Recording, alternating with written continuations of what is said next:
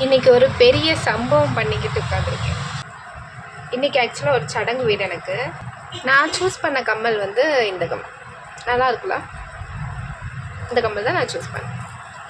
இந்த கம்மலும் நான் பார்த்து வச்சுருந்தேன். இந்த கம்மலும் எடுத்தேன்.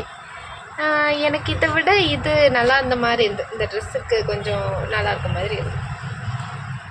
லாஸ்ட் என்ன பண்ணியிருக்கேன்னா இது ரெண்டையுமே எடுத்து போட்டுட்டு போயிருக்கேன்.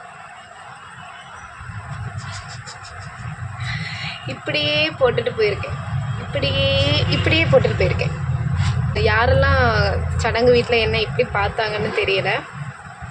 இதில் கெட் ரெடி வித் மீ வேறு. அதான் எனக்கு கொஞ்சம் சங்கடமாக இருக்குது.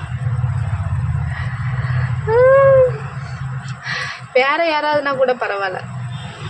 பக்கத்து தெருவில் உள்ள ஒரு பாப்பாவோட அது என்னது சடங்கு ஃபங்க்ஷன். சே, இப்படியே போட்டுட்டு போயிருக்கேக்கா.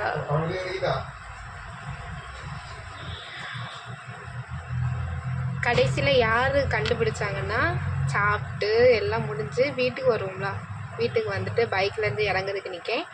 அம்மா கேட்காங்க, ஐயே ஆசி கமலை மாற்றி போட்டுட்டு போயிருக்கா. நான் யோசிக்கேன், இப்படி தானே போடணும், இப்படி எதுவும் போடுறதுக்கு வாய்ப்பு இல்லையே. இப்போ கூட நான் இப்படி போட்டு நினைக்கவே இல்லை.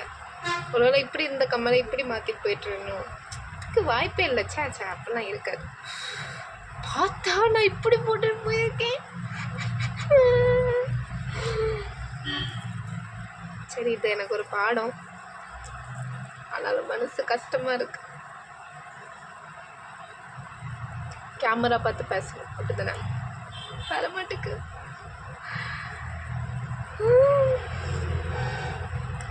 இன்றைக்கி தான் ரொம்ப நீட்டாக ரெடி ஆகிட்டு போனேன். எனக்கே ஓகே, நம்ம நீட்டாக ரெடி ஆகிருக்கோம் அப்படின்னு எனக்கு ஃபீல் ஆச்சு.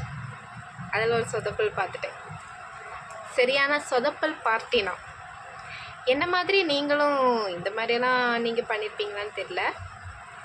இந்த இன்சிடென்ட் நான் மறக்கவே மாட்டேன். ஸோ இந்த மாதிரி ஏதாவது காமெடியான இன்சிடெண்ட் இருந்துச்சுன்னா என் கூட ஷேர் பண்ணுங்கள். எனக்கு கொஞ்சம் ஆறுதலாக இருக்கும். ஓகே, பாய்.